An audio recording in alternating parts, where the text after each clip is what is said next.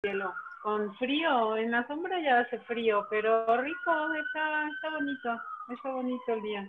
¿A poco sí, sí hace frío así Es que yo estuve todo el día en un ministerio público por lo de las placas estas que me robaron.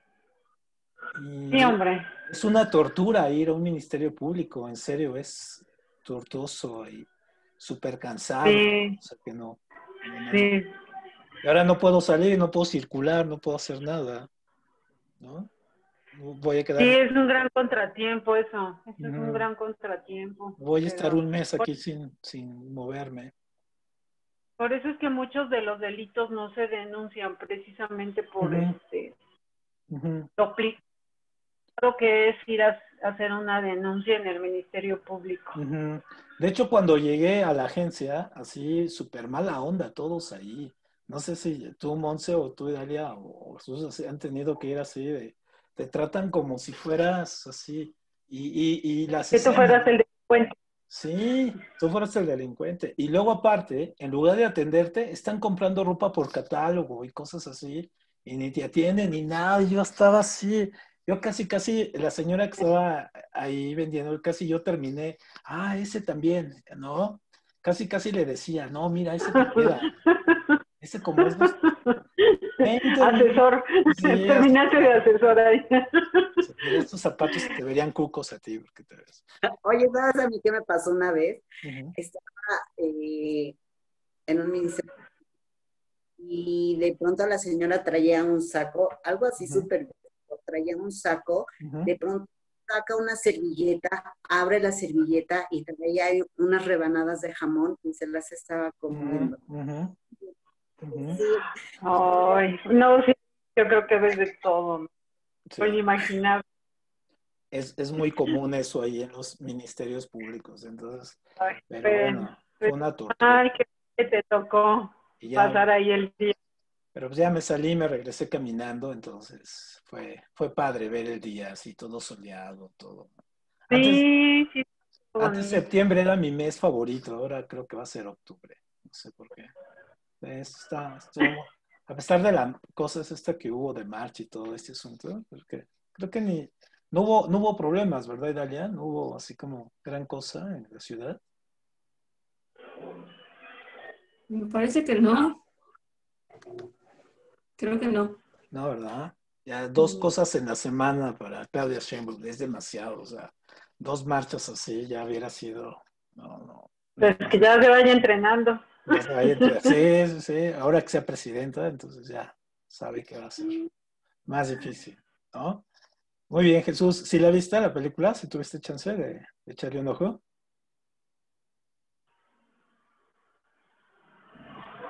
Sí, sí, las he podido ver.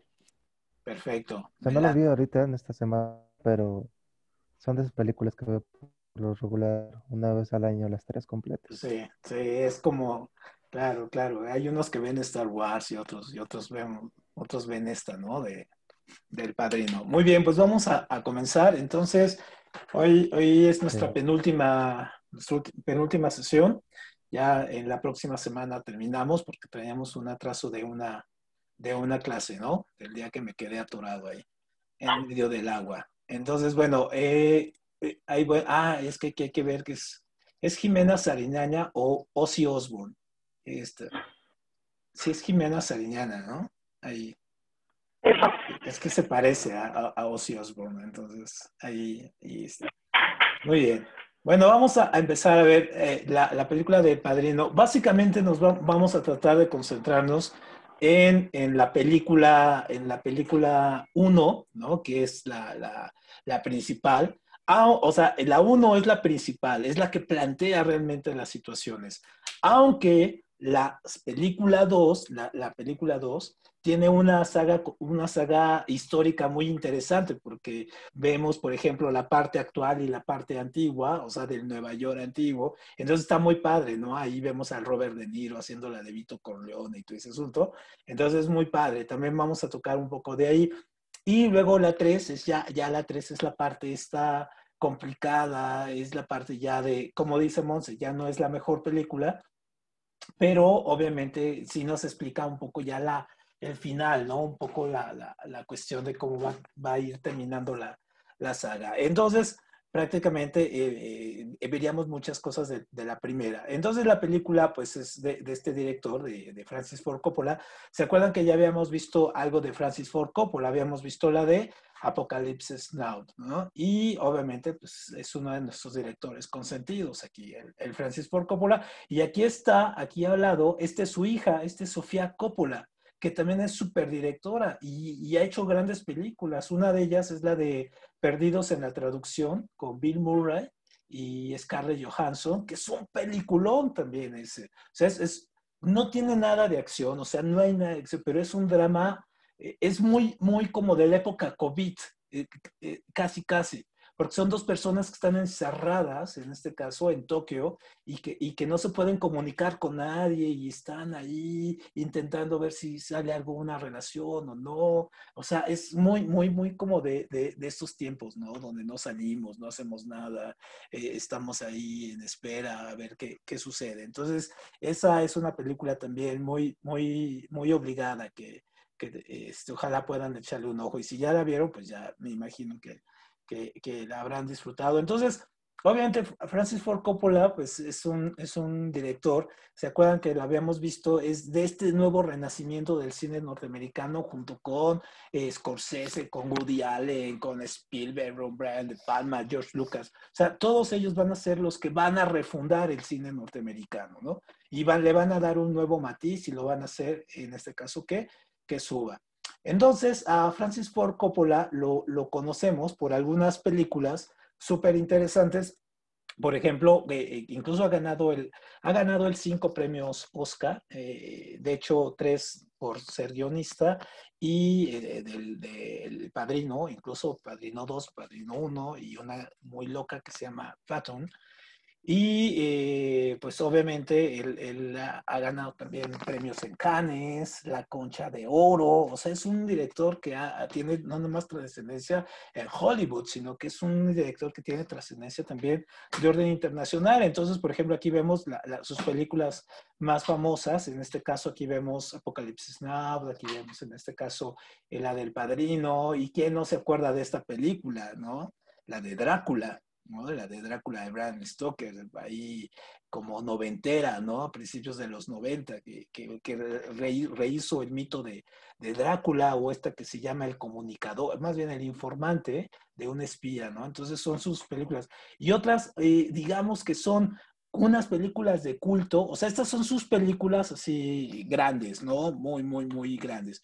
Pero sus otras películas que él tiene que son de culto y que les recomiendo mucho es esta, sobre todo la de los The Outsiders, los foráneos.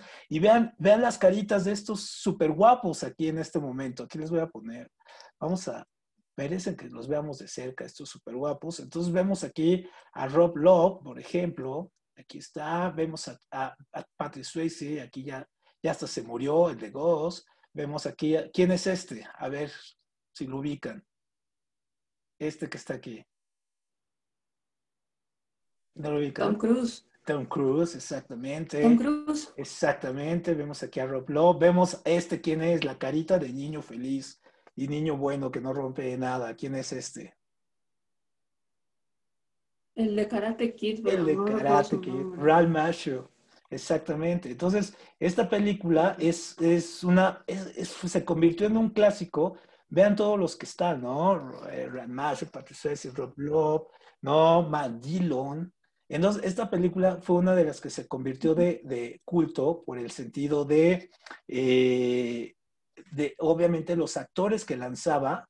Fue su primer película de muchos de ellos, entonces ahí se ven todos chavitos, todos chiquitos, no sabían el mega éxito que iban a hacer después Emilio Estevez, por ejemplo, ¿no? Diane Lane. Pero también esta es una película difícil de encontrar, porque también marca el asunto de los adolescentes que son como los que están fuera, son los rebeldes de los 80. O sea, las películas de los 80 de chavos eran como chavos buena onda, cuenta conmigo, los Goonies y todo ese asunto, que eran muy de, la vida es bella y somos aventureros y todo ese asunto. No, estos toman mucho la onda de la generación Beat, por ejemplo, y son los chavos rebeldes, los chavos locos, en este caso. Entonces es una película bastante padre, sobre todo si tienen hijos adolescentes o tienen familiares adolescentes, es muy, muy, muy, muy, muy buena referencia. Y esta otra joyita que se llama The Cotton Club, aquí es una de estas películas donde vemos a Richard Gere, ¿no? Haciendo, y a Nicolas Cage también, una de sus primeras películas, pero sobre todo vemos a Richard Gere haciendo el papel que mejor le sale, haciéndola de super galán, ¿no? Así de súper seductor, ¿no? En este caso. No sé si han visto una película de Richard Gere que se llama El Gigolo Americano, que la hace nunca la he visto, híjole, es buenísima, la hace de un prostituto que lo meten en problemas, no se las cuento para que la vean, pero la música es así súper cursi, y las historias, y el sufrido, y es políglota, o sea, es una gran, gran, gran película también de él, ¿no? Y con esta película es de las películas con las cuales se va a iniciar. Y obviamente, pues Francis Ford Coppola, la mayoría lo ubica por esta, ¿no? Por la que ya vimos, por la película de Apocalipsis. Es como su gran obra maestra, y El Padrino es como lo que la base ya más por placer. Y entonces, ya entrando en materia, el Padrino, obviamente, ojo, muy importante, El Padrino no se pensaba como trilogía. O sea, El Padrino, él la hizo con un presupuesto muy bajo y no se pensaba como trilogía. ¿En dónde ustedes piensan, si vieron la primera película, en dónde ustedes piensan que esta película se va a volver trilogía? ¿En qué parte de la película da pie para que se convierta en trilogía? Y de hecho fue algo muy loco, porque la película la arman, ¿no? Ya estaba casi terminada. O sea, la arma junto con Mario Puzo. Y entonces, y aparte era una época muy, muy interesante, era 1972, pero hay un momento donde se dan cuenta que la película puede trascender, que puede crecer y puede ser, en ese momento no se acostumbraba a hacer la 1, la 2, no se acostumbraba. Digamos, esta fue de las primeras que tuvo secuela y luego se hizo trilogía.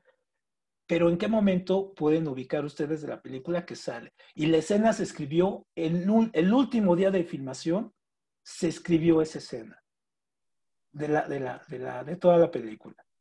Pues yo pensaría que es justo en la escena final, en donde Kay se sale de la oficina del padrino, y en donde llegan los otros y le besan la mano. Y porque ahí dices, ¿qué va a pasar con la familia de él y qué va a pasar con él? O sea, se va a seguir desarrollando en ese papel. Exactamente. De hecho, esa es una de las escenas más interesantes, porque efectivamente ahí lo que vemos es cuando le traspasa el poder, ¿no? O sea, ahí el padrino, Vito Corleone, le pasa el poder a su hijo. Y entonces en ese momento se dieron cuenta que fue tal buena la actuación de Al Pacino, que era un actor en ese momento que estaba comenzando, fue tan buena su actuación que dijeron, este hay que seguirle, ¿no? O sea, la puede continuar. Y entonces en el último día de la última escena es cuando se dan cuenta que puede ser trilogía. Y entonces, bueno, muchos, ahorita vamos a ver la 1 y vamos a tocar los otros, pero sobre todo la crítica, que le da más valor a la película número 2, ¿no? Al Padrino 2. No sé ustedes qué piensen de ello. Ya está, ahora sí creo que ya está la casa llena, ya está Graciela. ¿Qué tal, Graciela? ¿Cómo estás? Buenas noches. Ya llegaste. También Gabriela, hoy no, sí tienes tu copa de vino y tú. No, hoy no. Ya nos tenías acostumbrados a tu copa de vino, ¿no? Ya también está Karina, y también ya está Olivia. Buenas noches. ¿No? Muy bien, entonces ya está aquí la casa llena. Entonces, ¿qué es lo que vamos viendo en este caso? Entonces, Sí, pues obviamente la película pues tuvo que replantearse después, ¿no? Y obviamente, sí, como bien decía Monse, pues la película está basada en el libro de Mario Puzo. Pero ojo, la película está basada ahí, pero la fue reescribiendo con Francisco Coppola al momento de hacer el guión. Y entonces se dieron cuenta que había cosas que por la cuestión política del momento no podían poner. De hecho, hay una escena, ahorita se las voy a poner, donde ponen una de las frases más polémicas de la película y que ahora los grupos civiles, los grupos de los derechos civiles de los afroamericanos, están pidiendo que la quiten esa escena, ¿no? De la película, como lo que hicieron con Casablanca, ¿se acuerdan? Cuando vimos Casablanca, ¿no? Entonces, es la escena cuando están en la mesa y le dice uno de ellos, pues no, yo no quiero que los negros pasen por mi territorio porque no tienen alma, ¿no? Y son como animales y no pueden perder su alma. Entonces, esa escena fue muy controversial en su momento, bueno, pero ahí. Entonces, obviamente Mario Puzo lo que hizo o su trascendencia en esta película, pues sí, fue llevar una serie de conceptos que se conocían en América, pero como tal no eran los conceptos que básicamente se manejaban a la hora del crimen. Es decir, hizo que la gente conociera, en este caso, conceptos muy importantes, muy interesantes al momento de entender lo que pasaba en el bajo mundo de la mafia. ¿Quién de ustedes se acuerda de ver esta película, bueno, más bien esta serie súper importante que eran Los Intocables? ¿Sí se acuerdan de Los Intocables? Sí la vieron alguna vez, pero la viejita, la de Elionet, pero la viejita, en blanco y negro y todo. ¿Sí? ¿Sí te acuerdas, Graciela, de esa? Sí, pues sí, sí. Clásico. Sí, era Clásico. ¿no? Y tú, Gabriela, ¿te acuerdas de esa? Creo que no, creo que se tuvo que salir. Muy bien, entonces, obviamente la película lo que hace es que introduce un montón de conceptos. Entonces, por ejemplo, nosotros casi siempre estamos viendo conceptos, por ejemplo, pero hay un código. Entonces, uno de los códigos muy interesantes de aquí son desnudar un poco los conceptos, acercarnos un poco a los conceptos de la mafia. Y ahorita vamos a entrar en una discusión un poco hasta política con esto. Entonces, por ejemplo, habla de la Cosa Nostra, ¿no? De la Cosa Nostra. Y la Cosa Nostra, ojo, es muy diferente a otro tipo de mafia. Hay otro tipo de mafia que se llama la mafia, en este caso, es la camorra, ¿no? Entonces son dos conceptos diferentes. La Cosa Nostra tiene códigos, maneja una serie de códigos de la hermandad, de la familia, de la traición y todo ese asunto. Mientras la otra mafia, la camorra, no, esa es una mafia sin códigos, es muy brutal, es muy intensa, es muy asesina en este caso. Entonces son dos conceptos diferentes, ¿no? Camorra y Cosa Nostra. Entonces, la que llega a América, en este caso primero, es la Cosa Nostra, es la mafia siciliana. Y la Camorra, la mafia de Camorra, es la que está más al continente, es la que está dentro de Italia, en el continente y más hacia el norte. Entonces, la Cosa Nostra, cuando llega, obviamente va a traer una serie de elementos, vean, estos elementos súper interesantes, que nos ayudan mucho a entender la película. Estos, sobre todo aquí se los voy a poner un poquito en grande. Estos. Es decir, es la estructura de las familias mafiosas. Entonces, la estructura de las familias mafiosas van a tener, obviamente, el que se llama capo di tutti capi, ¿no? Esa es una palabra súper padre y me gusta cómo la menciona en la película, el capo de tutti capi. O cuando la hacemos en español, el capo de todos los capos, ¿no? Y ya vamos viendo por dónde va a ir después el rollo político, ¿no? Ya vamos a ir viendo después quién es el capo de todos los capos. Entonces, ese es el capo mayor, o sea, es el jefe mayor, es el que tiene la familia, es el más poderoso en este caso, y pues, obviamente es Vito Corleone en la película. Y después vamos a tener, en este caso, otros, aquí vemos el jefe, va a tener un consigliere, es decir, un consejero. Sobre todo es el consejero económico. es el que les dice cómo deben de ser. ¿Se acuerdan de este personaje, no? En la película. Es un tipo ahí que les dice cómo hacer las inversiones, dónde meterlas, dónde invertir, cómo, ¿no? Y lo respeta mucho, Vito Corleone lo respeta mucho, ¿no? Y siempre está en las reuniones principales, está el consejero. Luego está, en este caso, lo que sería un don, es decir, este es el jefe y luego hay un don. Y entonces, obviamente, es el que se va a dedicar básicamente a manejar a los sicarios, es decir, a hacer el trabajo sucio, ¿no? Y en este caso, ¿quiénes son el Underbros? En este caso son los 3 hijos, ¿no? Los 3 hijos de él. Aunque de los 3 hijos, ahorita los vamos a analizar a los hijos, solamente uno logra hacerla, ¿no? Porque sus caracteres son completamente diferentes. Y luego va a tener esta estructura, ¿no? Son como los, ¿cómo traduciríamos aquí en español? Como los lugartenientes, ¿no? Los lugartenientes, es decir, son los que van, matan y son los cabecillas de grupos, como células, que van y se dedican a matar, o asesinar o hacer las cosas que tengan que hacer, ¿no? Es decir, son los jefes que se van a matar o se van a ensuciar. Y obviamente, pues tenemos a los mafiosos sueltos, ¿no? Los que andan ahí, los que disparan, los que tiran el tiro de menor relevancia, y los asociados son los que financian todo esto, ¿no?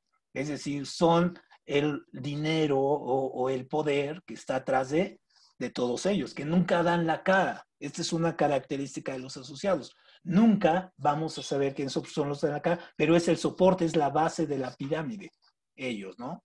En este caso, pues obviamente estos conceptos no se sabían y van a llegar, obviamente que cuando llegan a Estados Unidos este tipo de conceptos, pues obviamente sí se pone muy interesante la discusión. Y esta película por primera vez los va a llevar de una manera muy cruda, ¿no? Entonces, aquí, antes de pasar al análisis de la película como tal, hay una discusión, sobre todo a nivel político, con respecto a cómo se funda el poder, cómo hay personas que pueden tener un poder y que trascienda el tiempo. Por ejemplo, de los políticos. Por ejemplo, hablemos, no sé, de los Salinas, de ¿quién les gusta como capo de Tutti Capo? Por ejemplo, Salinas en su momento fue así, ¿no? ¿Quién más? ¿Creen que Calderón es un capo de Tutti Capo? No, Calderón no tiene finta de capo de Tutti. Es demasiado visceral, ¿no? Es demasiado visceral. Ese es su problema, Calderón, que explota, dice tonterías. Como el cuate ese que quiere quemar a todos los de izquierda en el Zócalo, ¿no? Que salió hoy y dijo esas tonterías. Entonces, suavemente. Ellos no podrían ser jefes de la mafia. Pues supongamos que Salinas, ¿no? Ponemos a Salinillas como nuestro enemigo. Como el tutti de todo el cambio. Obviamente, este hombre, este Salinas, o que sería como el líder, ¿no? Va siempre a tener este tipo de pactos secretos. El sistema político mexicano, como tal, está hecho con base a pactos que no vienen en la Constitución, que no vienen en las leyes y que no están escritos. Los pactos de las mafias, en este caso, son pactos de palabra. Yo te digo y todo, y están basados en algo que importaron, en este caso, de los mafiosos japoneses, ¿no? De la yakuza, que es la cuestión del honor. Estos de palabra. Yo te digo, tú me dices y quedamos en este acuerdo y aparte es una onda muy macho, muy del macho y muy masculino el asunto, ¿no? En este caso, es muy masculino este asunto. Si han visto una serie que se llama Los Soprano, es una serie, ¿nunca la han visto Los Soprano? Algún día échenle un ojo. O sea, es tan macho el asunto, que el capo mayor, el capo di Tutti Capio, él disfruta mucho haciéndole sexo oral a su esposa, pero él no puede decir, en la mafia está mal visto que el mafioso no le haga sexo oral a su esposa, porque lo consideran como una cosa, no sé, así como extraña, debajo, y que se somete y todo ese asunto. Entonces un día a alguien se le sale el chisme, ¿no? O sea, la esposa le cuenta a otra, ¿no? Ya saben, ¿no? Están en el salón de belleza y le cuenta y dice, no, pues es que a mi marido sí le gusta, pero pues le cuesta mucho trabajo de hacerlo porque dice que nadie se entere y, todo eso, y lo hace, comete el peor error, le dice, yo te cuento esto, pero tú no le digas a nadie, ¿no? Entonces ella va y le dice al enemigo de este capo, le dice, fíjate que él le hace así, así, porque ella, obviamente ella quería convencerlo, ¿no? También, ¿no? Y fíjate que le hace así, así, y el otro, no, no, ni me digas, no, qué asco, y todo ese asunto. Y entonces se va y se reúne con todos los demás mafiosos y les dice, este cuate ya, este es el motivo por el cual deciden matar al mafioso, al tutti de Totti Capi.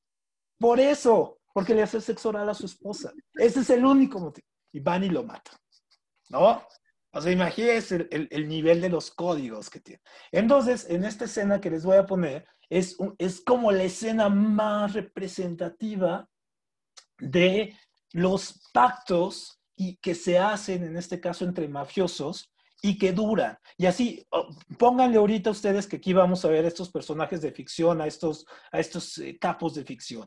Pónganle nombre y apellido, ustedes quieran, porque estas mesas se reproducen más de lo que nos imaginamos, ¿no? Entonces les pongo aquí el corto, permítanme, aquí les pongo el sonido para que escuchen el sonido de acá, que se escuche bonito. Ajá, aquí les pongo el sonidito. Ajá, muy bien. Ahí va.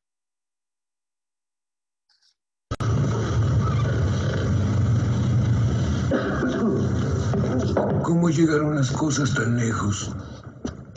No lo sé.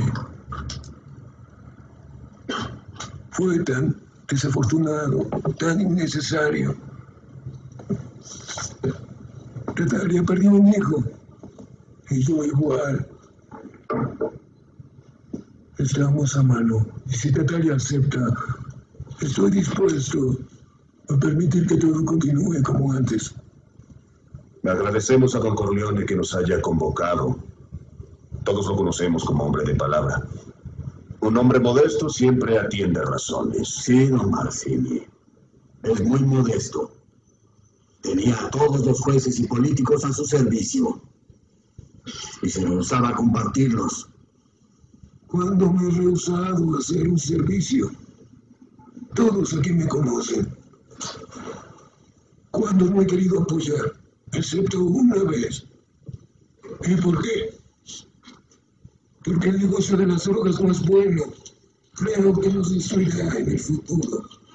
No es algo como las apuestas o el licor a las mujeres, lo cual mucha gente busca hoy en día y está prohibido para ellas por el peso de la iglesia. Aún el departamento de policía que nos ha ayudado en el pasado con las apuestas y otras cosas se rehusará a ayudarnos cuando se trate de narcóticos. Yo pensé eso antes. Y lo pienso ahora. Los tiempos cambian. No es igual que hace años, que hacíamos lo que queríamos. Un rechazo no es actitud de un amigo. Si don Corleone tiene a todos los jueces y los políticos de Nueva York, entonces debe compartirlos con nosotros, permitirnos sacar agua del pozo. Claro que puede presentar una cuenta por tal servicio. Después de todo, no somos comunistas. Yo tampoco apoyo las drogas. Durante años pagué más a mi gente para que no entraran en ese negocio. Y alguien se presenta y dice, yo tengo polvo. Si aportas $3 o $4,000 de inversión, podemos ganar 50,000 al distribuirlo. Y ellos acceden. Quiero controlarlo como negocio, para que sea respetable. No lo quiero en las escuelas, que no se venda a los niños. Es una infamia. En mi ciudad se limitará el tráfico a las personas de color. Son animales, pueden perder su alma.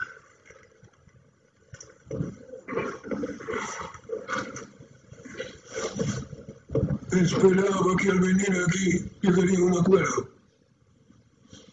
Y como persona razonable estoy dispuesto a hacer lo que sea para encontrar una solución pacífica. ¿Estamos de acuerdo? El tráfico de drogas será permitido, pero controlado. Y Don Corleone nos dará protección en el este y se hará la paz. Sí, pero debo tener la garantía de Don Corleone.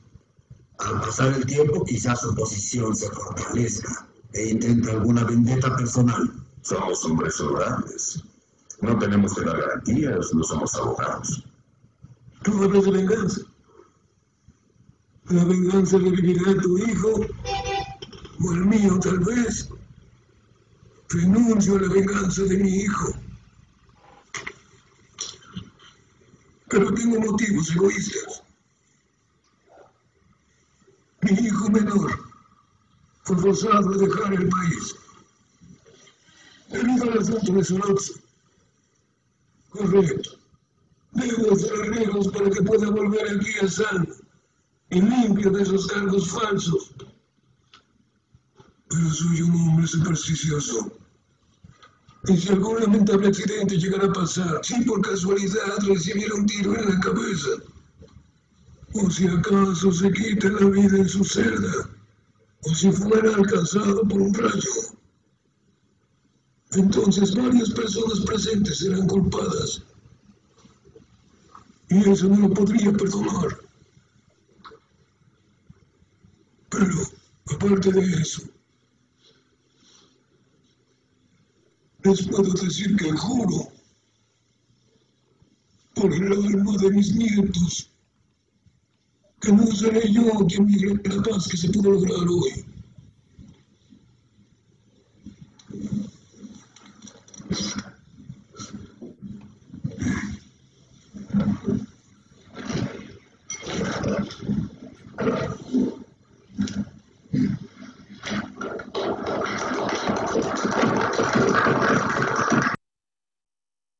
Super machín la onda, ¿no? Ahí, super machín. Y acuérdense que esa escena es cuando los dos ya perdieron hijos, o sea, uno ya le mató el hijo y el otro le mató al hijo. Entonces dicen, no nos podemos despedazar, tenemos que pactar. Y entonces, en esa mesa, ¿quién se podrían imaginar en la política contemporánea, en la política mexicana? ¿Quién se podrían imaginar ahí pactando y haciendo ese tipo de cosas, ¿no? O sea, por ejemplo, decíamos que Calderón no, pero por ejemplo García Luna, imagínense a García Luna rodeado de todos los, del Chapo y de todos los mafiosos, o el Chapo con sus cuates, o el Mayo Zambada, ahí, ¿no? En este caso. No sé, me cuesta trabajo pensar, por ejemplo, a López Obrador haciendo una mesa de mafiosos así. No sé, ¿a quién tendría ahí juntos? No sé, me cuesta trabajo, ¿no? Yo creo que en México absolutamente todos son así.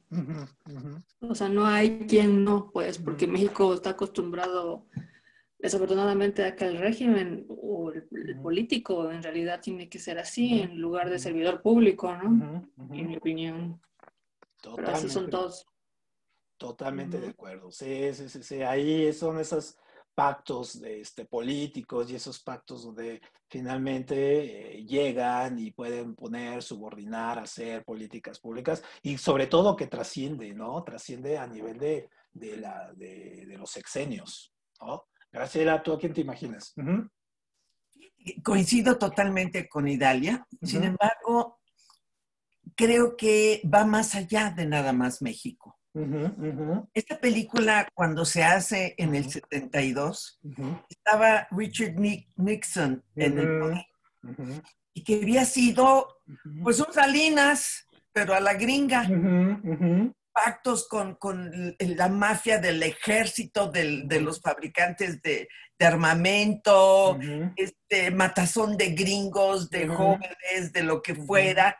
Y yo creo, es más, lo hemos visto en tus talleres, Arturo, cómo los medios, y en este caso el cine, justifican de alguna manera diferentes cosas que quieren introducir al sistema. Y esta película, desde mi punto de vista, fue un justificante porque se dispararon las drogas en Estados Unidos, sobre todo, sí, no la mota, que amor y paz, y ay, nos queremos mucho, no. Sí. Drogas, en Duras. serio, duras, así es. Ujú.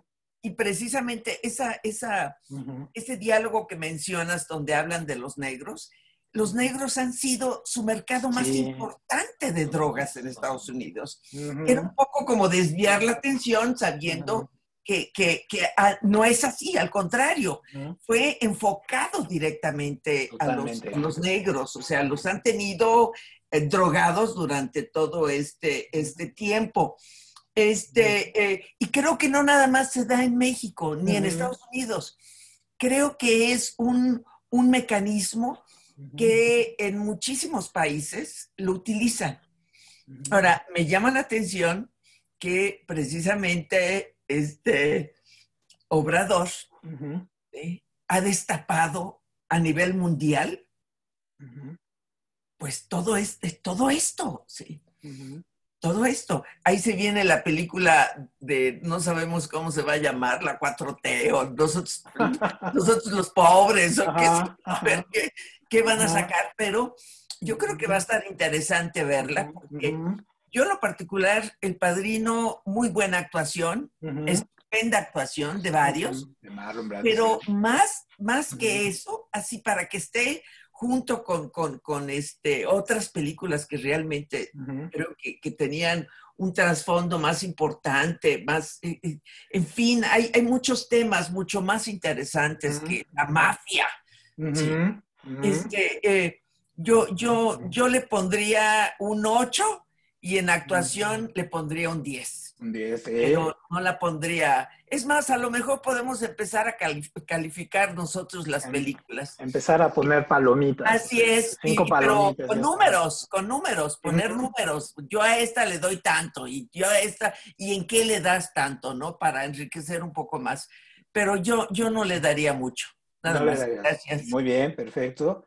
Muy bien, entonces, sí, obviamente la película, pues sí, va a narrar ahí, pero como dices, tiene una narrativa que va más allá de la mafia, ¿no? Y entonces, por ejemplo, una de las narrativas que tiene, pues sí, hace un recuento precisamente de cómo estas familias llegaron ahí, pero lo va a ir haciendo de una manera tan fina que nosotros no nos percatamos, por ejemplo, que, por ejemplo, la escena cuando se van a Las Vegas es una referencia clásica a cómo se fundó Las Vegas. Todo el mundo va a Las Vegas y todo, y sabemos que Las Vegas la fundó un mafioso, ¿no? Bugsy. Y en ese caso se funda esta ciudad de mafiosos, y obviamente por la cuestión de las apuestas y el dinero y todo ese asunto. Y ahora vean, Las Vegas es un paraíso, ¿no? Es casi un paraíso fiscal, pero también es un poco la historia de Lucy Luciano. De hecho, todo apunta que la historia de Lucy es el verdadero protagonista de él, porque si bien no era un tipo estudiado y todo, era un tipo completamente cerebral, Lucy Luciano, ¿no? Y es Lucky Luciano, pero, y entonces es como el verdadero, digamos, el que se van a quererlo mostrar ahí, ¿no? O, pues, ¿qué decimos de Al Capone, ¿no? También estos grandes mafiosos, y que aquí en la película Gangster viene de gang, ¿no? Esto como de peleador, ¿no? Que viene desde el siglo XIX, y lo vimos en la película Gangsters de Nueva York, precisamente, o Gangs de Nueva York, más bien como pandillas, ¿no? Pandillas callejeras, ¿no? Entonces, obviamente, sí, y pues vamos a ver cómo va a llegar este hombre, ¿no? Que va a ser, al final del día, ¿no? Muere Vito Corleone, y al final del día él es el que hereda el imperio, ¿no? Michael. Y entonces vamos viendo cómo va creciendo este personaje. Entonces, aquí viene algo muy interesante con Vito Corleone, porque si se fijan, este personaje es súper importante. Este personaje es muy importante en toda la estructura de la película, Michael, porque él es el bueno, él es la conciencia buena. O sea, él quiere que los negocios sean legales, que la familia sea legal, que todo sea bueno, porque él es héroe de guerra y va. Entonces, y no entendemos por qué Vito Corleone es tan malo, ¿no? Bueno, no es malo, perdón, no es malo, porque incluso en la primera escena él dice, no soy un vulgar asesino, ¿no? En este caso, no soy un vulgar asesino. No, pero es un tipo que ya el sistema lo tiene atrapado, o sea, ya lo tiene enganchado. Y entonces este Michael dice, no, sí podemos ser buenos, podemos mejorar y entrar en la legalidad y todo eso, pero al final del día, en la tercera película, lo vemos ya completamente rebasado, o sea, su conciencia, ahí sería un poco, Graciela, ir más allá de la mafia, es decir, vemos cómo este personaje se vuelve moralmente, o sea, vemos su evolución moral, ¿no? A partir de la misma decepción que le da, no la vida, no, sino la realidad total. Cuando quiere ser bueno, no le dan chance de ser bueno, ¿no? Ni el mismo sistema, no la mafia, el mismo sistema político le dice, tú me eres útil como mafioso y por lo tanto, en este caso, no puedes ser bueno, tienes que ser mafioso. ¿Por qué? Porque me eres útil, ¿no? En este caso. Sí, dime, Graciela. Pero también está mandando un mensaje, ¿no?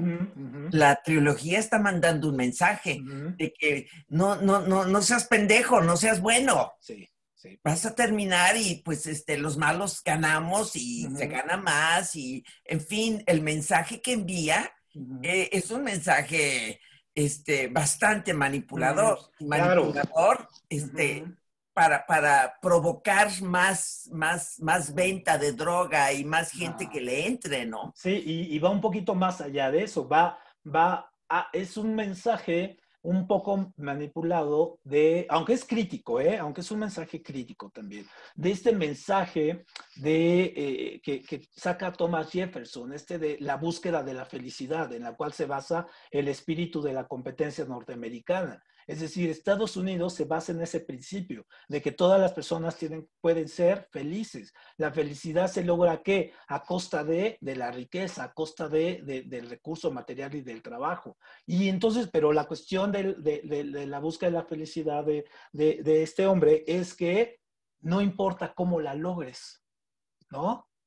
O sea, no importa cómo la logres. Es medio maquiavélico. Entonces aquí esta familia, ¿no? Logra lo que ellos aparentemente creen la felicidad a costa de la mafia. No importa cómo, ellos lo logran. Entonces, aquí hay una de las escenas que es, cuando está este bautizo, es un mensaje también impresionante. No sé si se acuerdan de esta escena. Cuando está en el bautizo, están bautizando, aquí está el Carleone, aquí está el hijo. Este es el hijo tonto. No, este es el hijo impulsivo, emocional. Michael, pero es la boda, ¿no?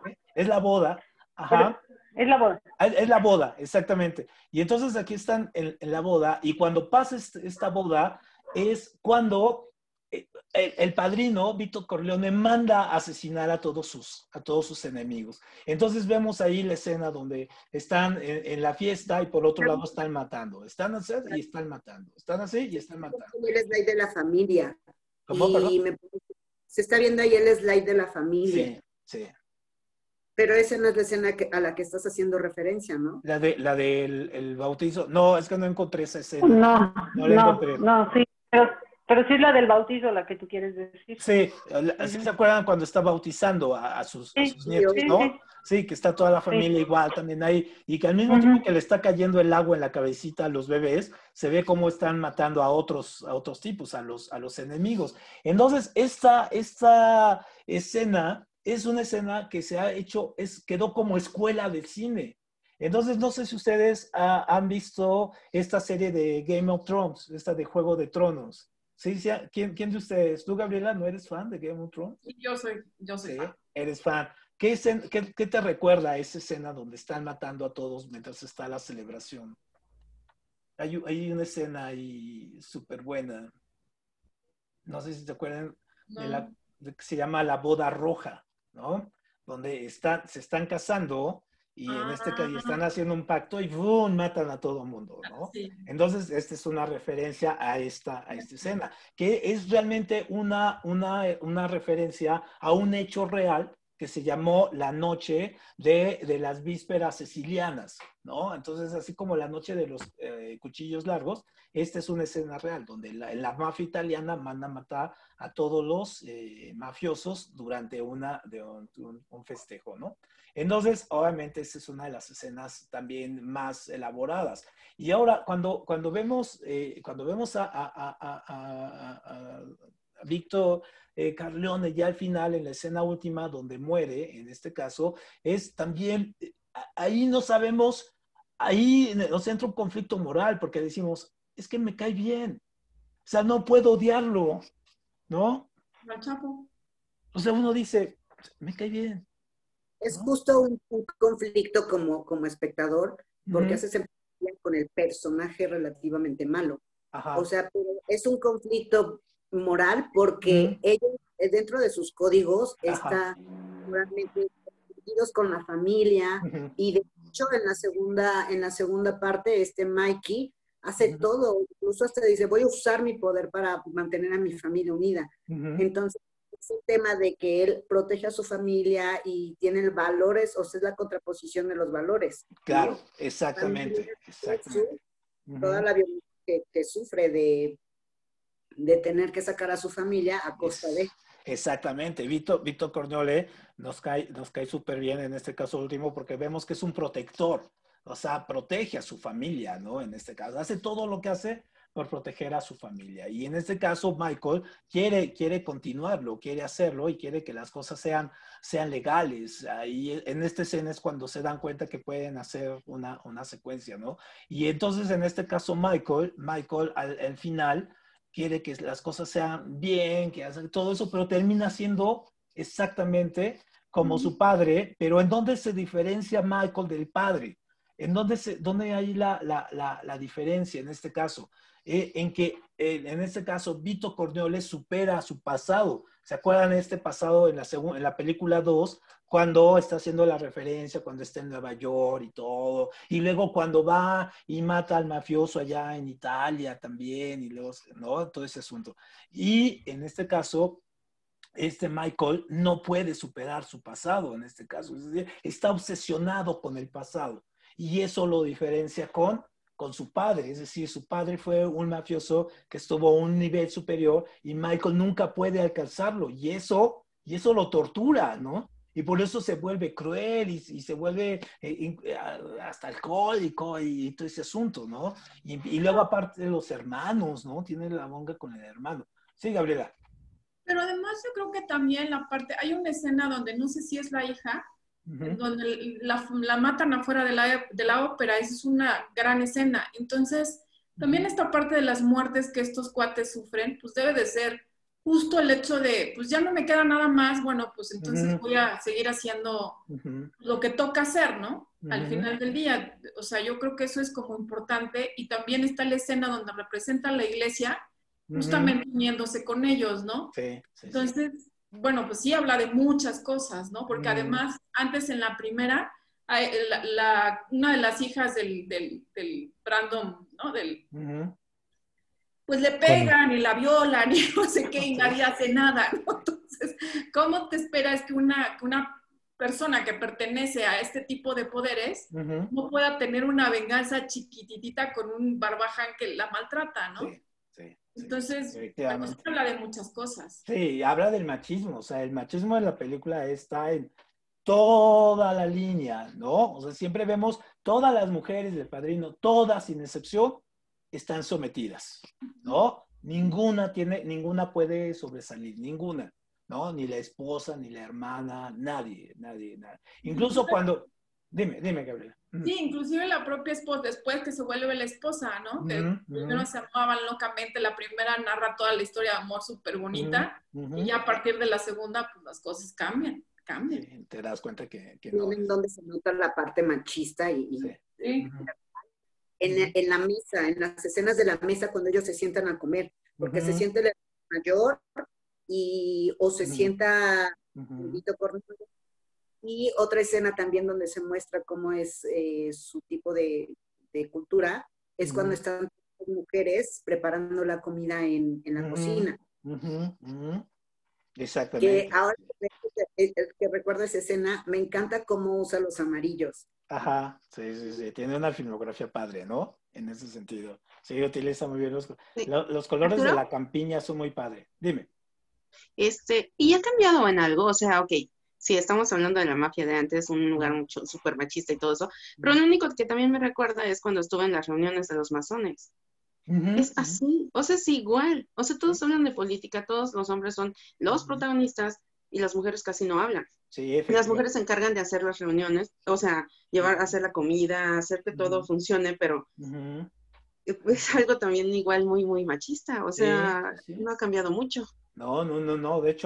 De hecho es una gran discusión que todavía se tiene, ¿no? Acerca de cómo puedes cambiar, por ejemplo, estructuras patriarcales cuando hay una estructura capitalista que acentúa este patrón machista, ¿no? Porque en el fondo de todo este asunto está las relaciones de producción que genera el capitalismo, tanto a nivel económico como social, psicológico, cultural y todo ese asunto.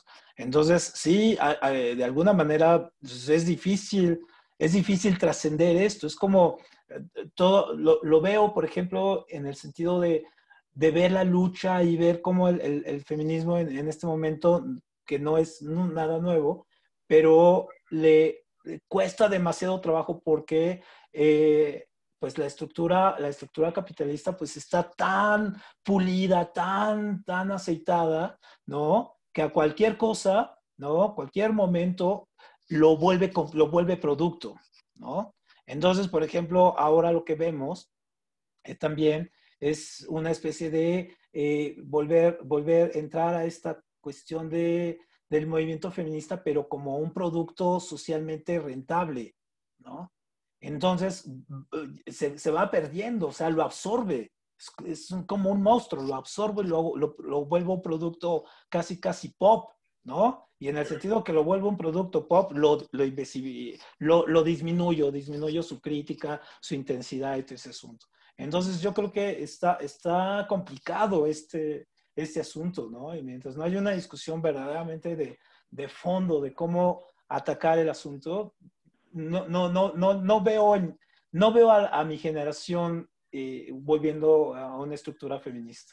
O sea, por lo menos no veo unas 2 generaciones adelante, ¿no? Lo veo con niños chiquitos, lo veo con niños de 4 o 5 años, ¿no?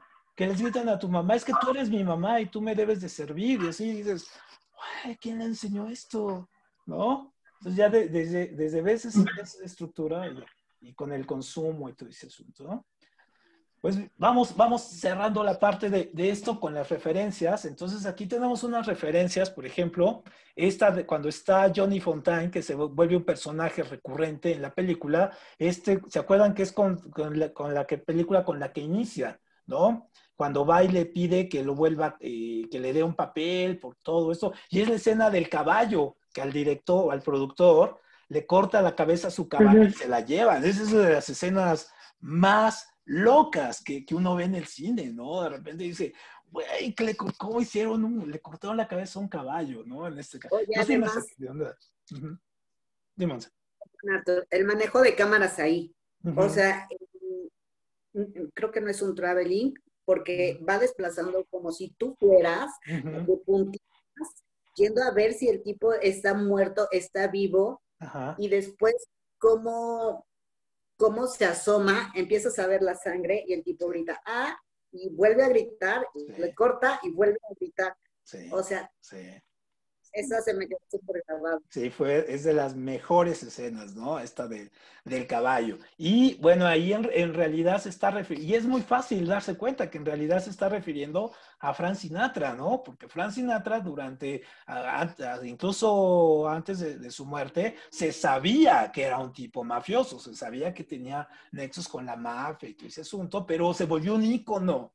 Y entonces, al volverse un ícono del pueblo norteamericano, pues sí tenía un chorro de problemas con los impuestos y todo, pero un poco fue como la excepción, decir, es que tú eres Frank Sinatra y eres Estados Unidos, ¿no? No podemos meterte a la cárcel, porque si te metemos a la cárcel, Estados Unidos es como perder su ícono. Es como si ahorita metieran, no sé, ¿quién les gusta ahorita? Así súper, es como si hubieran metido a Pedro Infante a la cárcel, ¿no? Imagínense, se cae el ídolo, ¿no? En este caso, ¿no? A Vicente Fernández, bueno, ese sí, ¿no?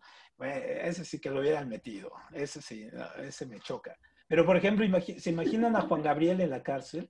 Pues, imposible, ¿no? Por eso nunca lo metieron a la cárcel, tampoco. pero sí metieron a Laureano Brizuela, que ese me caía mejor, ¿no? El ángel del rock. Bueno. ¿No? ¿Sí se acuerdan de Laureano Brizuela o no? ¿Sí se acuerdan que lo metieron al bote, no? Y luego, obviamente, esta es una de las mejores también secuelas de la segunda parte, donde vemos cuando están en Cuba y vemos al dictador, y vemos ahí que está a punto de caer la revolución cubana, y vemos estos que se reúnen ahí en La Habana, y vemos La Habana durante muchísimos años fue considerado el prostíbulo de Estados Unidos. Entonces allí iban y hacían fiestas y era la libertad con Batista, con el dictador que le debía el puesto a los Estados Unidos. Y entonces esta escena es muy bien lograda cuando llega la revolución, ¿no? En este caso, y se tienen que ir, y vemos a Fidel Castro así como diciendo, gracias, gracias. Yo llegué, ¿no? Así, yo fui el que llegué ahí en ese momento. No vemos a Castro, pero sí escuchamos que Castro es el que está entrando en la ciudad, ¿no? Entonces, una súper referencia esta de ver cómo cayó el régimen de Batista y cómo los mafiosos tenían a La Habana o a Cuba como su centro de operaciones ahí, ¿no? También tenemos, esta es otra escena, ¿no? También súper clásica del cine, ¿no? Entonces la hemos visto en cantidad de películas, donde están en el restaurante y llegan y matan a los mafiosos. En este caso se llama este personaje que es el jefe de la policía, ¿no? Soloso, ¿no? O sea, sígasela. Ah, no. Ah, ok. Y lo llegan, y entonces hasta en Los Soprano han repetido esta escena, ¿no? Es una escena muy, muy clásica. En todas las películas de mafiosos debe de haber un restaurante italiano, ¿no? En este caso, y alguien debe de matarlo en el restaurante italiano. Entonces es como un dogma de las películas de mafiosos, ¿no? Aquí. Y obviamente esta está basada también en una historia real que precisamente la encabeza Lucky Luciano y Gapsi, ¿no? Porque eran socios en este caso. Pero cuando Lucky Luciano era el jefe de la mafia y Gapsi era uno de sus pistoleros, ¿no? Entonces Gapsi es el que llega y asesina a todos. Y entonces, pues obviamente, pues sí, todas las referencias nos pintan para allá, ¿no? Y entonces también ya con esto terminamos nuestras referencias, otro personaje en la película número 2, que va caminando y que es el super malo, ¿no? En este caso. Y entonces, este personaje, el Don Fanucci, ¿no? El que va extorsionando todo, y si se acuerdan que como Robert De Niro, o sea, Vito Corleone cuando joven, cómo lo mata, ¿no? Lo mata pues porque también lo extorsiona y está harto de que lo extorsione. Y al momento y esa es la regla de la mafia, cuando matas a un mafioso mayor que tú tomas el puesto, ¿no? Y entonces este cuate andaba ahí y todo, y pertenecía a una organización de la Camorra, ¿no? Era muy importante. Entonces no tenía reglas, era así, no respetaba los códigos. Entonces gana Robert De Niro, o sea, Vito Corleone, y es cuando sube la Cosa Nostra al poder, ¿no? En este caso. Entonces es como tratan de retratar un poco los códigos y cómo Corleone desde muy joven cuidaba a su familia, y todo lo que hace es por su familia, mientras que no, era por lana, divertirse, y lo vemos desfachatado, y el otro no, el otro es por la familia, ¿no? Entonces, después del Padrino surgieron un montón de películas, ¿no? Sobre mafiosos, y quién no ha visto todas estas películas de mafiosos, como decías, por ejemplo, la más reciente, la de El Irlandés, ¿no? Que dura casi 5 o 6 horas, no sé cuánto dura, o sea... 3 horas. Dura 3, no, imagínate, o sea, puedes irte de aquí a... Pues casi lo que dura una del Padrino. Sí, ¿verdad? Por pero esta es más lenta, no sé. Sí está buena esa del Irlandés, estuvo en la Cineteca, incluso creo que... Algo, sí. Ajá. Sí, es un poco extraña, ¿no? Es como que Scorsese quiso hacer su Padrino ahí con esta, y como que no le salió.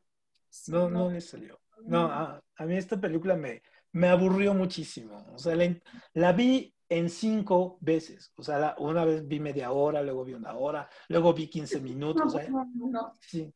Y un día dije, ya quiero terminarla, porque me siento mal si no la termino. Pero hay otras también de mafiosos muy buenas, como esta, ¿no? Que es Casino. Este es un peliculón también. Y si son un poco así medio osados, esta película tiene unas escenas de mafiosos de aquellas, ¿no? Tiene una escena donde le ponen la cabeza a un tipo en un torno y le empiezan a apretar hacia su, ¿no? Entonces, esta es una película ruda. O esta también es increíble, Gángster Americano. Y ahí, lo que tú decías, Graciela, ahí, por ejemplo, vemos cómo utilizan a la comunidad negra, en este caso, incluso para traer drogas desde Vietnam, ¿no? En este caso, ¿no? Le dejan libre la cancha. O sea, saben lo que está haciendo, pero pues lo dejan, ¿no? Porque tiene peso en la comunidad. O esta película, que también es súper buena, con Robert De Niro, esta de Donnie Brasco, ¿no? Y todos hemos visto esta película. O sea, si no han visto esta película que sigue, en verdad, a ver, sí, la que voy a decir. O sea, sí. O sea, esta es la clásica de los clásicos, ¿no? La de Cara Cortada, ¿no? En este caso.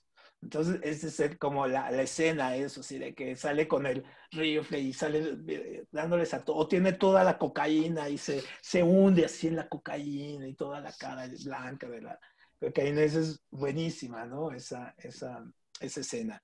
Pero bueno, México no se queda atrás con las películas de narcos, ¿no? Y narcos sin gángster. Entonces tenemos pues a nuestro Cochiloco, ¿no? Ahí, y esta película del infierno, ¿no? Que está de moda últimamente por el debate. Entonces, pensé que ibas a mencionar a Valentín Trujillo o a los hermanos Almada. No, hombre, hubo otras peores. Hubo una película de un director que se considera como el peor director de cine de México, pero en verdad era un director muy interesante, que tiene una película que se llama Charros contra Gangsters, ¿no? Y entonces es curiosísimo porque vemos a los gángsters estilo Chicago con sus metralletas bajándose de su Ford y sus sombreros y echándose un tiro ahí con unos mariachis, en este caso así con sombrero y pistola. Entonces es una cosa fantástica y súper kitsch, ¿no? Ahí es lo más loco. Entonces, obviamente, pues El Padrino pues sí tiene una trascendencia que va más allá de, como dices, de la mafia, sino que también es un estudio de los códigos, de la familia, de los valores, de la moralidad, incluso de las relaciones con la iglesia, de la política, ¿no? Entonces es un gran película. Muy bien, ¿alguien más quiere hacer algún comentario último sobre esta película? Jesús, Elba, Idalia, Graciela, Gabriela. ¿Yo, Olin? Olin, bien, Olin. Mira, algo que aprendí de esa película que me quedó bien grabada es cuando su hijo me parece que le quedan a deber dinero. Y él dice, ¿cuánto le prestaste? No, pues tal cantidad. Dice, tómalo como si tú hubieras pagado tal cantidad por haberte deshecho de esa persona. Y esa cosa lo sigo aplicando a mi fecha. Sí. Hay veces que unas personas me deben mucho dinero, poco dinero, lo que sea, pero así de ¿cuánto te costó deshacerte de eso? No, pues 200 pesos, 500 pesos, 300. Eso como que a mí se me hace muy icónico de esa película. Es una super frase esa, ¿no? Sí, exactamente. Ajá. Muy bien, perfecto. ¿Alguien más? ¿Algún comentario más último sobre esta? ¿No? ¿Graciela? ¿No? ¿Gabriela? ¿No? Perfecto, muy bien. Bueno, entonces ya vamos, ahora sí, a ver si, aunque ya nos pasamos otra vez la hora, caray, nunca nos da tiempo, ¿no? Entonces, sí, a ver si podemos, ya esta vergüenza me da, mira, tanta vergüenza me da que ya la puse luego, o sea, dije, por lo menos hay que aclarar. Entonces, en nuestra pequeña historia del cine, ya para irla llegando al siglo XX, ¿no? Pues vemos que los blockbusters, en este caso, son estas grandes películas, superproducciones. Y estos famosos blockbusters surgen en los 80, precisamente.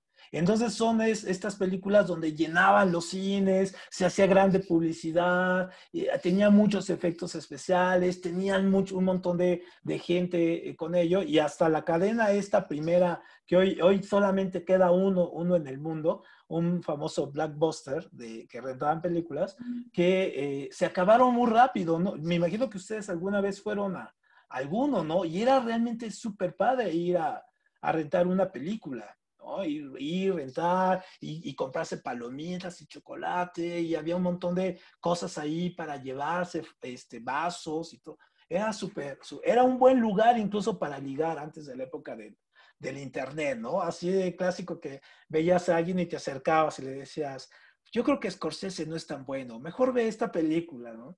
Y entonces ya, ahí era antes de la época de las redes, los blockbusters eran buenos sitios para el ligue. Se acabó todo ese asunto, ¿no?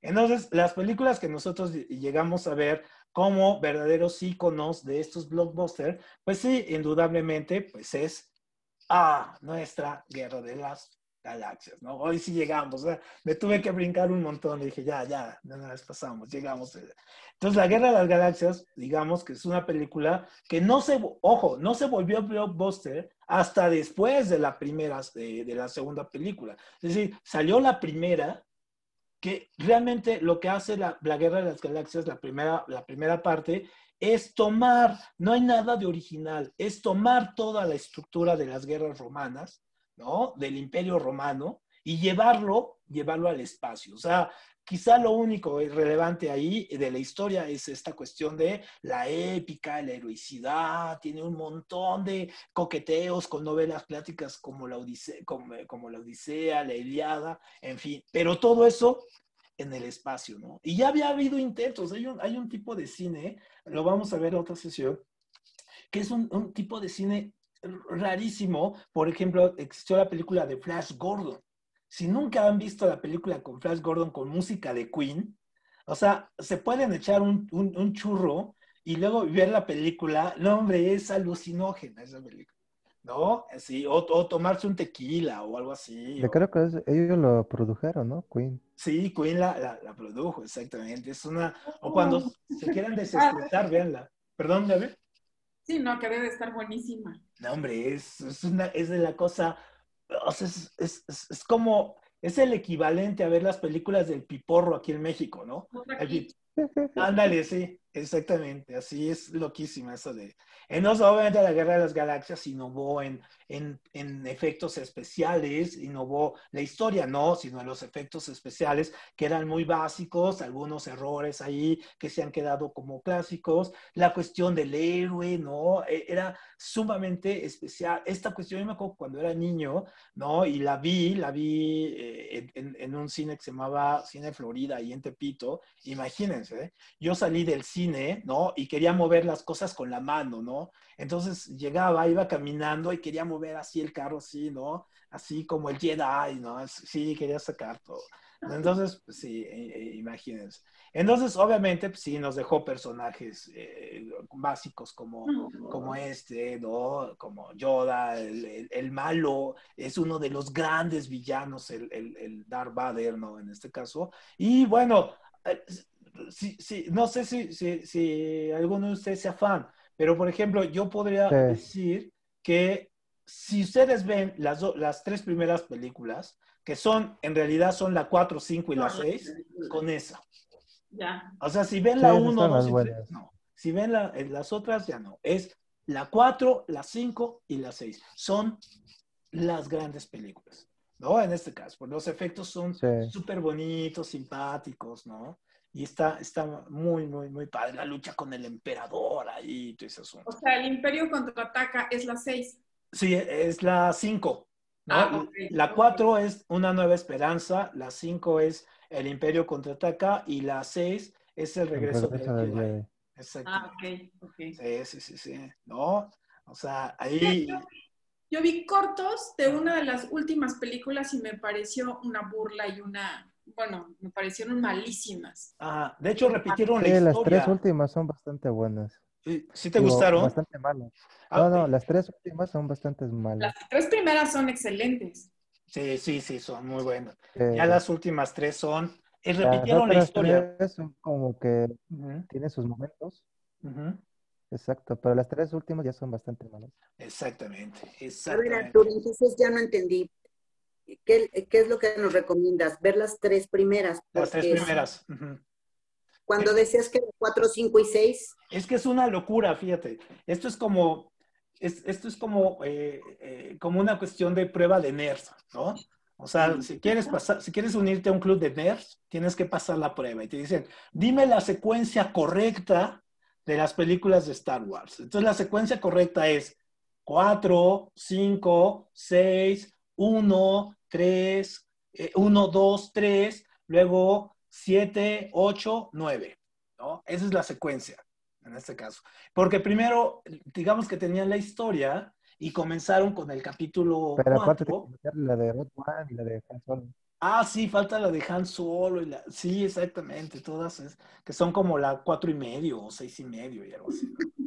Entonces son una cosa Y la loquísima. serie animada que también No, tienes bueno, que tú sí eres meter. fan, ¿no? Tú sí eres así de los fans de No esto. tanto, pero algo. Muy bien, tú sí eres de mi club de nerds, entonces, en este caso, ¿no? Ahí, para saberse el orden. Entonces, si ven las películas, es 4, 5, 6. Y sobre todo, la 5, El Imperio Contraataca. Es verdaderamente una proeza esa película en historia y todo, ¿no? Es muy, muy buena. Y luego, ya para terminar, ya vamos terminando esta sesión, ahí nos pasamos un poquito más, pues ¿quién no vio este otro blockbuster? Que es de esta época, por cierto, empieza en octubre, es cuando sale la película en octubre, salió en octubre, la de E.T., ¿no? Entonces, de Spielberg, exactamente. Spielberg había tenido un trancazote antes que fue la de Tiburón. En ese caso, a mí yo recuerdo que la primera vez que fui a Acapulco, bueno, lloraba cuando mi hermano me quería meter al agua. Yo sentía que me salía el tiburón, ¿no? En este caso, ¿no? Y ahorita está pasando un caso curiosísimo ahí en Acapulco, que anda anda un Un cocodrilo de 3 cocodrilo. metros, ¿no? Anda ahí, la gente no se mete al agua porque anda el cocodrilo. Entonces, y esta de Tiburón, bueno, fue icónica, ¿no? Y luego su segundo trancazote fue ¿no? Fue E.T., ¿no? Donde ya empieza a hablar de la vida extraterrestre, ya los temas de Spielberg, ¿no? Pero sobre todo empieza a meter la onda de los niños, ahí, de que los niños, y en realidad es una película muy triste porque son niños que los deja su papá, ¿no? Y están tristes porque no tienen un papá, y entonces el E.T. viene a representar como su encuentro con la vida, porque el niño se quiere morir porque no tiene su papá, y también E.T. perdió a su papá, o sea, es todo un drama infantil, realmente, cuando uno la ve, sí, y quién no lloró, si no lloraste cuando al final, en este caso, se muere E.T., no tienes corazón ahí sí, ya eres un... De hecho, la raza de E.T. sale en una de las de Star Wars, ¿no? Sale en una de Star Wars, ¿no? En una de esta, no, de la secuencia a otra, ¿no? De la secuencia Ajá, en 1, la 2, 3. Legado, creo. Sí. Estelar, ahí sale en el fondo. Ahí sale uno, exactamente, sale uno de estos. Y sale hasta un Wally, ¿no? También el del personaje del Wally, por ahí. Es que ya nos pusimos de nerds aquí, ¿no? ¿Se fijan ahí? ¿No? En este caso. Muy bien. Y bueno, ahí vemos a E.T. muy, muy pop, ¿no? Ahí muy contento. Y luego otro trancazote, y a ver a quién les recuerda esta película, o sea, invariablemente les lleva a alguien esta, ¿no? Ajá. ¿A quién les recuerda? ¿A Luis Miguel? La incondicional. La incondicional de Luis Miguel. Exactamente. El video donde sale y se vuelve piloto y ese asunto, ¿no? Entonces, para mí la incondicional es así mi compu, ¿no? Es así de, tú, la misma de ayer, la incondicional, la que no guardas nada y ese asunto es... No. Sí. Entonces, esta película también fue un hitazazo porque se volvió como la onda aspiracional, ¿no? Así todos querían ser Top Gun, todos querían ser el piloto, todos querían ser, ¿cómo se llama? Malboro, ¿cómo se llama? Maverick, mira, qué bien te la sabes. Muy bien, era Maverick, ¿no? Y que se muere su amigo y todo ese asunto, y luego está peleando con el malo, y luego pelea contra los coreanos malos. Y, no, fue un hitazazo esta película, ¿no? Ahí lo vemos. Y ahí fue donde realmente Tom Cruise se convirtió en un actor de películas de acción, ¿no? Antes había hecho otra que se llamaba Risky Business, que es donde salen calzones y camisa rosa bailando una... Ese es un peliculón. Es un... está bueno. Y es súper densa la historia, porque se vuelve un padrote, ¿no? En este caso, ¿no?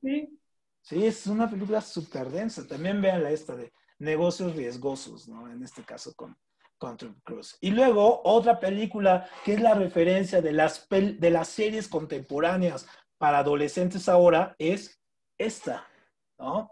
Goonies. En este caso, esta es en la cual se basan estas películas como la de Stranger Things y todo este asunto, ¿no? Estas películas de niños que se enfrentan a monstruos y que van y descubren tesoros y todo ese asunto, ¿no? Entonces es un peliculón también. Entonces esta es como la gran referencia, y es de Spielberg también, ¿no? Y también maneja niños y todo ese asunto, ¿no? Y en este caso, pues sí, ahí vemos uno de los personajes de la película, este chico que tenía una deformidad y que se convierte como el héroe de la película, ¿no? Entonces traten de ver esta de Goonies y van a entender mucho de las series que ponen ahora en televisión, de estos niños así prodigio, ¿no? Y ya vamos a acabar. Y ¿quién no vio esta película, no? La de Volver al Futuro, ¿no? También. O sea, todas las escenas que tenemos aquí del chavito, en la época del rock and roll, ¿no?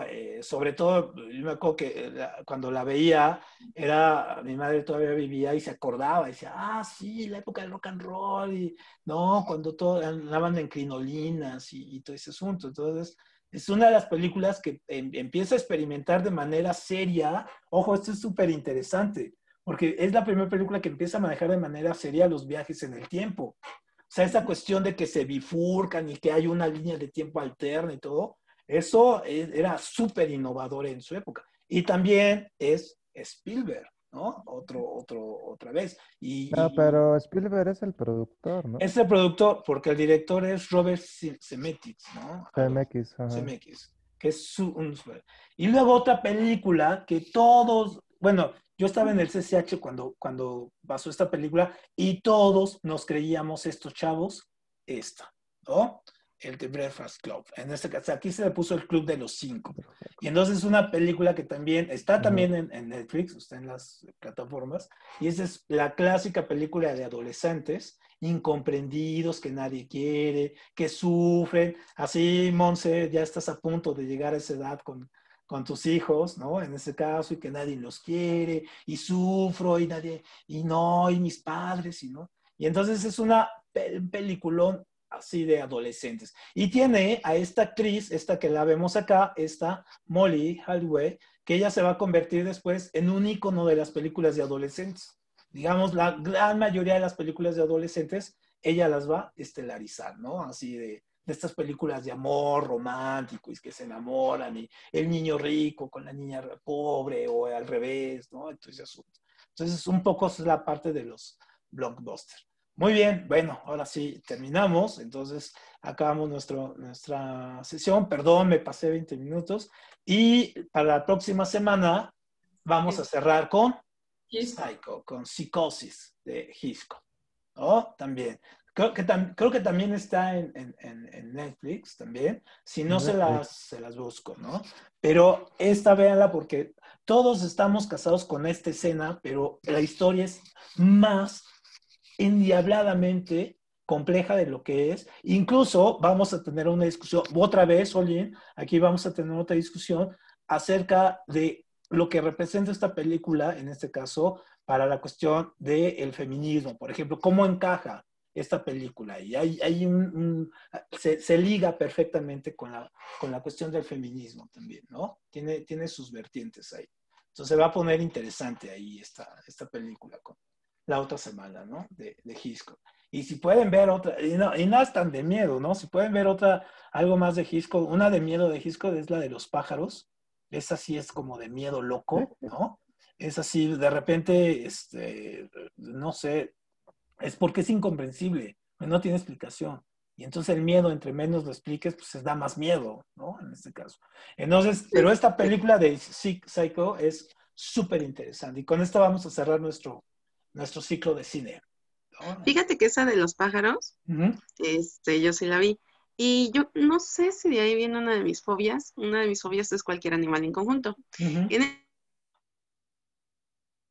esta época del año, ahorita que estoy viviendo en un lugar nuevo, llegan como 5,000 golondrinas en la unidad donde estoy viviendo. Y es una cosa que no puedo salir ya en las tardes. No puedo. Si tengo que salir con la vista en el suelo porque no soporto ver volar tantas golondrinas encima de mí. Es que son miles. No es poquito, son miles. Y no hay cable de luz, de teléfono, de lo que sea, que esté cubierto de golondrinas. No, sí está de miedo. Ahí que vayas caminando y se te avienten todas en conjunto. Ay, no, ni digas. Y es terrible. En serio, procuro ya no salir. O salir con la mirada hacia abajo, de plano. Porque si es un miedo así irracional. Eso es eso, irracional. No me van a hacer nada. Son pajaritos. Lo entiendo, pero es tonto. No, ya me imagino, ha de ser complicado vivir. Y cuando subes al metro, ¿no te pasa algo similar? Eso sí. Estar así rodeado, ¿no? Sí, también. Me pasa en Madero. ¿Ves que ese cruce de Madero es... eso es bien padre, el cruce de Madero. Ajá, ahí me pasa. También, cuando veo a toda la gente que se viene encima y todo eso, así de, tengo que irme a las orillas porque no puedo pasarme por el medio, por ejemplo. Me voy en las orillitas. Sí, eso es padre. Yo me acuerdo cuando antes de la época COVID, ¿no? Que se llenaba así, era increíble, un sábado en la noche así, increíble. Yo me imaginaba como en la Edad Media, ¿no? Esas batallas medievales, contra ellos, ¿no? Ponían el sigue y me salía así como lo bárbaro, ¿no? De la época. Y veía así, no, esos 3, esos 4. Inclusive hay un video que hicieron así, en donde se vestían de bandos contrarios y se pelean. Sí, no recuerdo bien, pero está en YouTube. Lo voy a buscar, a ver si lo encuentro. Muy bien, Elba, entonces, ¿esta ya la has visto, esta de Psycho? No la he visto. Ok. Te va a gustar. Y ahora, bueno, después de que te bañes, y después de que la veas y cuando te bañes, vas a quererle poner doble seguro a tu puerta. No sé. Eso te deja esta. Entonces, ya voy a tener buen pretexto para no bañarme. Para no bañarte, exactamente. Eso sería. Muy bien, pues muchas gracias. Gracias por la paciencia. Pues nos pasamos casi 25 minutos, pero pues gracias a ustedes. Y nos vemos el martes con la última sesión de estructura creativa. El miércoles, de cultura tenemos 2 sesiones más, ¿verdad? Ahí nos quedan 2 más, porque estamos atrasados y vamos a agregar algo. Y el próximo viernes nos vemos acá, ¿no? Para terminar este tallercito, que ha sido muy, muy padre trabajar con ustedes. Muy padre. Sí. Bueno. Claro que sí, Arturo. Muchas gracias. Gracias. Nos vemos. Gracias a todos. Y vamos planeando la reunión, ¿eh? Gracias. Buenas noches. Sí, claro que sí, pero sí hay que hacerla. Sí, sí. Puestos. Sí. Gracias. Estamos de acuerdo. Bye. Chao. Luego, bye. Hasta luego. Buenas noches. Bye. Gracias, Jesús.